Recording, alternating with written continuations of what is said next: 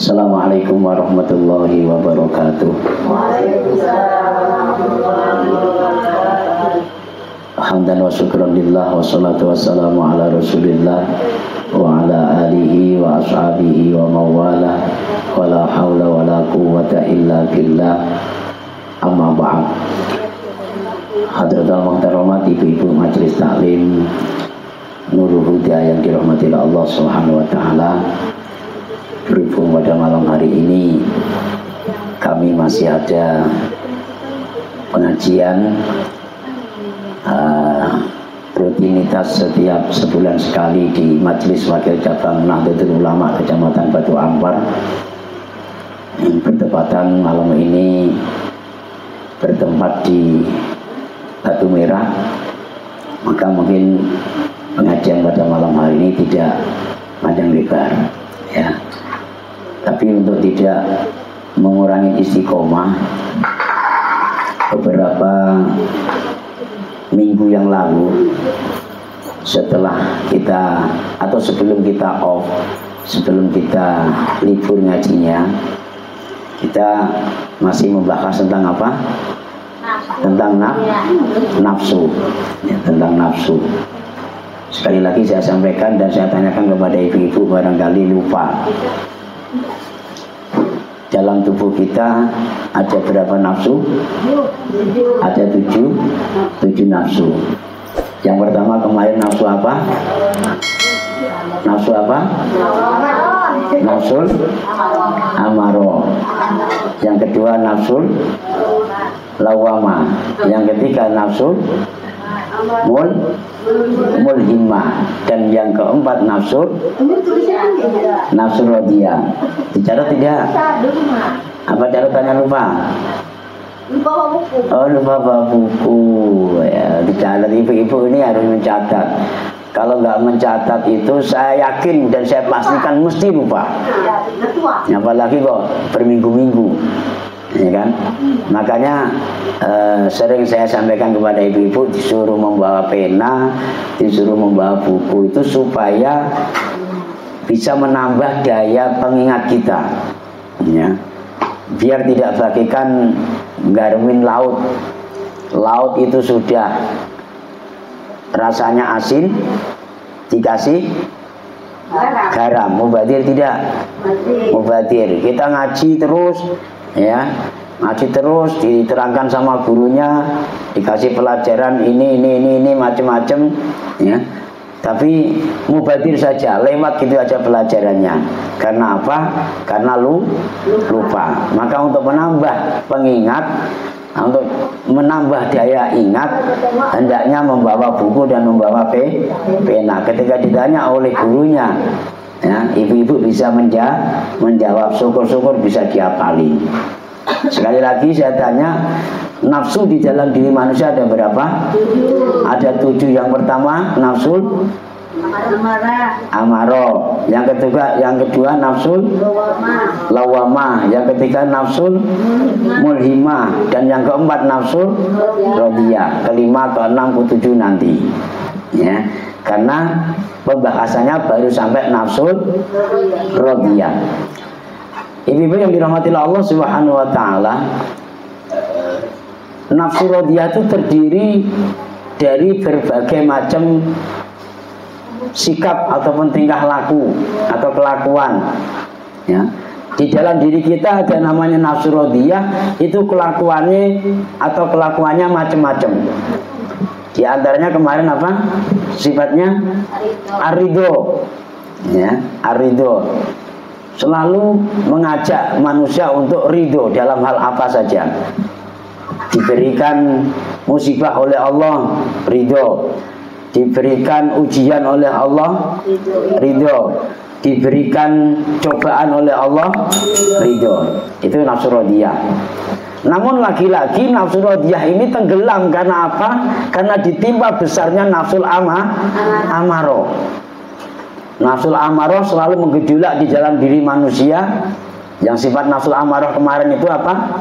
Sering marah-marah, kemudian pelit, kemudian bodoh, kemudian sombong, kemudian ujub, ya, dan seterusnya. Nah, penyakit-penyakit itu muncul di dalam diri kita sehingga mengajak diri kita untuk menjadi manusia yang pelit, untuk menjadi manusia yang bodoh. Nggak usah ngaji, nggak apa-apa lah, ngaji pun juga nggak kaya-kaya aja, ya Bu. Mendingan kerja daripada ngaji. Nah, seperti itu ajakan nafsu yang ada dalam diri manusia. Iya, yang ngaji tiap hari, tiap minggu, nggak kaya-kaya, mendingan kerja tiap hari, tiap minggu kaya, dapat duit. Itu ajakan nafsu. Kalau nggak gitu nanti sombong-sombong sedikit nggak apa-apa, ya. Nggak pernah ngaji, begitu ngaji gayanya kayak macam orang pinter, ya. Padahal nggak pernah ngaji. Atau yang biasanya ngaji, biasanya nggak pakai bros baru, begitu pakai bros baru agak dipamer-pamerkan. Atau mungkin biasanya pakai jam tangan warna putih, sekarang jam tangan warna kuning. Jadi tangannya gini aja terus, karena sengaja dipamerkan. Kayak yang ngaji. Penyakit ini selalu muncul di dalam diri manusia sehingga sifat ridho itu tenggelam. Ya, dikasih musibah oleh Allah nggak terima. Nah, dikasih cobaan oleh Allah berontak. Nyari kerja muter-muter sana kemari nggak dapat marah. Ya. Berontak juga sama Allah, apalah salahku ini ya Allah, kok sampai susah nyari kerjaan. Nah, begitu loh, Bu. Ya. Ini sifat nafsu di dalam diri kita, yaitu nafsu radiyah, mempunyai penyakit atau mempunyai sifat selalu ridho atas apa saja yang telah diberikan oleh Allah Subhanahu wa taala.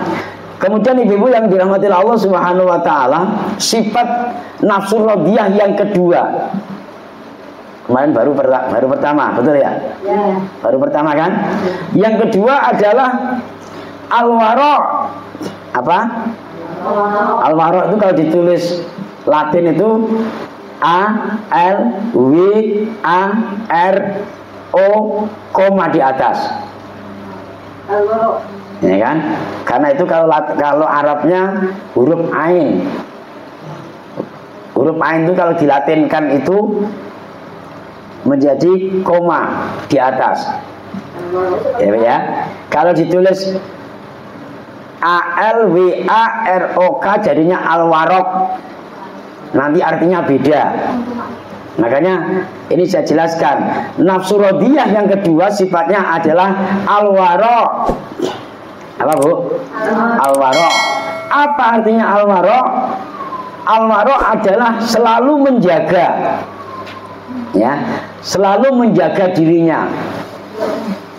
Itu al-wara. Jadi gejolak nafsu yang ada di dalam hati kita itu kadang-kalanya muncul getaran atau kerentek agar kita ini tidak berbuat yang tidak baik. Makanya al-wara selalu menjaga dari hal-hal yang tidak baik. Menjaga perkataan kita atau omongan kita, menjaga sikap kita, menjaga tingkah laku kita, menjaga makanan kita, menjaga minuman kita, menjaga perbuatan kita. Semua kita jaga dari hal-hal yang tidak diinginkan oleh Allah Subhanahu wa taala. Ibu rasakan di dalam kalbu ibu, di dalam hati ibu sering tidak muncul begini. Ketika ibu mau ngomong yang tidak benar, yang tidak baik, mau ngerumpi, itu pernah nggak muncul? Nggak usah lah, nambah-nambah dosa. Pernah nggak? Ketika ngerasain orang, mulut kita mau ngerasain orang, pernah nggak hati kita tuh bergetar, itu merasa dilarang? Jangan ngerasain orang, itu nggak betul. Ini gerakan hati. Gerakan hati yang muncul daripada nafsu radiyah. Yang nafsu radiyah sifatnya tadi al-wara, selalu menjaga. Ya. selalu menjaga dari diri kita dari hal-hal yang tidak baik, yang tidak diinginkan oleh Allah Subhanahu wa taala. Nisbat ibaratnya yang masih muda, ya, yang masih muda ini kan ada namanya Mbak Putri ya. Nah, masih gadis, yang lainnya sudah menikah semua. Itu kadang-kalanya muncul di dalam hati seseorang itu ketika mau pacaran, mau ketemu sama cowoknya, itu perang. Iya enggak, boleh enggak? Kalau boleh dosa kok. Kalau enggak boleh tapi aku kangen, pengen ketemu. Ya pernah enggak dulu yang tua-tua? Saya tidak menyontohkan Putri saja enggak loh. Yang tua-tua juga pernah, ya kan? Nah, iya kenal. Nah, ini nafsu yang ada dalam diri kita. Kalau yang muncul nafsu radiyah, ya, sifatnya al-wara' yang selalu menjaga diri kita, maka ketika kita mau berbuat tidak baik, itu tidak jadi, ya, nggak jadi berbuat. Apain sih pacaran nambah dosa aja. Selain pacaran dosa kita udah banyak kok. Dosa sama Allah, kadang sholat bolong-bolong, ya kan, ngaji kadang enggak, kadang iya, ya, ngerasain orang, ghibah, mengadu domba, memprovokasi, macam-macam dosa kita banyak. Ngapain harus kita tambah-tambah? Itu mulut kita tidak bunyi, mulut kita tidak mengucap, tapi di dalam hati itu ada gerakan yang seolah-olah itu kalau bersuara itu seperti itu. Sehingga nanti perang di dalam hati kita, tinggal menang mana? Menang nafsu radiyah atau menang nafsu amaroh. Kalau menang nafsu amaroh dan lawamanya, mesti pergi pacaran itu. Pergi, nggak peduli dosa atau pergi nggak boleh, mesti pergi pacaran. Gitu. Tapi kalau menang nafsu radiyahnya, langsung hati kita bunyi gini, nggak usah ya Allah, nggak usah ya, kalau mau jodoh saya itu takkan kemana lah ya, ngapain harus pacaran ya Allah. Dulu orang-orang zaman dulu itu yang tidak pacaran juga berjodoh sampai punya anak, saya punya cucu ya Allah. Aku tengok dan aku dengar kemarin di televisi itu pacaran 8 tahun, lu baru nikah 1 tahun aja udah cerai ya Allah. Akhirnya nggak jadi pacaran. Yang menyebabkan tidak jadi berbuat tidak baik tadi itu bukan semata-mata lisan kita, tapi gerakan yang ada di dalam hati kita, yaitu yang namanya nafsu radiyah. Nafsu radiyah yang punya sifat wara', selalu menjaga diri kita dari hal-hal yang tidak baik. Omongan kita juga terjaga, sikap kita juga terjaga, pola pandang mata kita juga terjaga. Ini bisa bayangkan, kalau nafsu amarah, nafsu radiyah yang selalu menggejolak di dalam diri kita, mata kita itu kalau ada cowok ganteng itu jelalatan terus, nggak peduli punya suami. Bukan nyinggung Bu Mariati, bukan loh ya. Bukan. Udah tua maksudnya. Iya, apa katanya? Sayang kalau nggak dilihat katanya. Itu kan masuk vitamin E. Vitamin apa? Vitamin E enak. Begitu juga laki-laki. Ya, begitu juga laki-laki. Kalau nafsul amarah yang ada di dalam kolbunya, nafsul lawamah yang ada di dalam kolbunya itu selalu menggelora, maka ketika ada cewek cantik yang lewat, itu juga jelalatan. Dari atas sampai bawah diperhatikan, dari bawah sampai ke atas lagi diperhatikan, ya. Kayak tadi, baru pakai baju putih kayak gini, Bapak sekarang ganteng ya katanya. Baru tahu dia.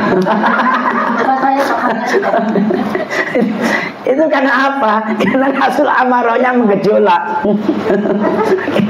Coba guys, ya nggak apa-apa sih. Coba kalau nafsu radiyahnya itu menggejolak, berbunyi dan berbicara, mesti tidak akan terjadi. Itu paling ya ditutupin matanya lah, nutupinnya begini.